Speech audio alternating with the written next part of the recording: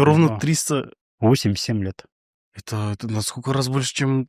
Это гораздо больше. Ни одно государство не имело такой независимости. Ни одно государство. Великая Золотая Орда, которая там Амнар, 190 лет.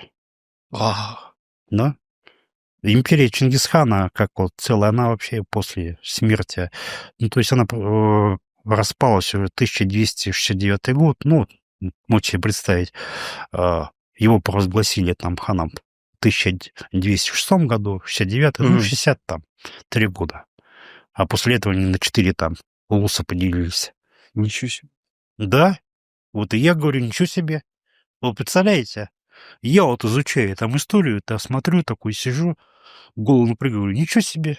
Это что такое? Откуда это взялось-то? Нам говорят, что в Сибири никогда ничего не было, земля не историческая, а тут на тебе. И кто? Киргизы.